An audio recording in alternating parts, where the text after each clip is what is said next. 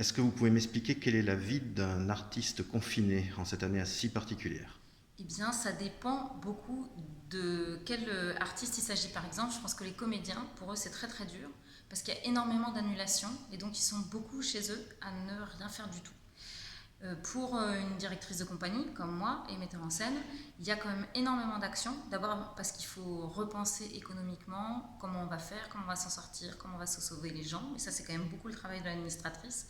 Mais nous concernant, il y a comment on va faire en sorte que les spectacles continuent à vivre, comment on peut imaginer. Donc nous, par exemple, cette semaine au Péglé, on a répété, on a essayé de répéter une forme Corona compatible. En tout cas, du coup, ça oblige à mettre son énergie dans un futur possible dans lequel le théâtre existe encore. Donc ça, c'est beaucoup de travail. Et la continuité de la vie de la compagnie aussi, c'est énormément de travail. Donc ça dépend quels artistes. Il y a aussi des comédiens qui font encore des tournages de cinéma ou des doublages, mais il y en a beaucoup moins. Donc pour énormément de comédiens, la vie c'est l'enfermement en ce moment. Parce qu'en plus, il n'y a pas du coup d'autorisation de sortie pour le travail. Et est-ce que vous pouvez me présenter la compagnie de Louise? Alors oui, la compagnie de Louise est une compagnie rochelaise. C'est une compagnie de théâtre jeune public, on dit, mais c'est jeune public, tout public. Donc pour nous, on fait toujours des spectacles à partir d'eux, pour tout le monde à partir d'eux. Et à partir d'eux, ça dépend des spectacles. Aller au Lialo, le premier spectacle de la compagnie, c'était 6 ans. Ensuite, on en a fait deux pour à partir de 8 ans. Et puis on a sauté, c'est à partir de 7 ans.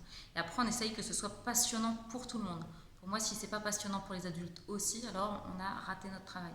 On montre que des textes d'auteurs contemporains vivants, soit des commandes d'écriture, soit des textes qui sont des inédits. Et puis après, on a la particularité jusqu'ici d'avoir monté des spectacles qui peuvent se jouer aussi bien en salle équipée, magnifique, des grands théâtres, que des salles un peu inadaptées. Et même un spectacle qu'on a joué dans une piscine, qui s'appelle Aléo Diallo.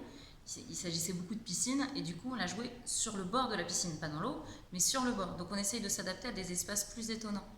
Donc, par exemple, ça génère que d'abord on peut aller dans des lieux dans lesquels il n'y a pas de culture qui va habituellement. Et puis ça fait que des fois les spectateurs viennent nous rendre visite dans des salles magnifiques équipées. Et des fois on va leur rendre visite chez eux. Quand on est en piscine, on est plus chez les spectateurs qu'ils ne sont chez nous. Et ça génère voilà, un échange qui est assez intéressant.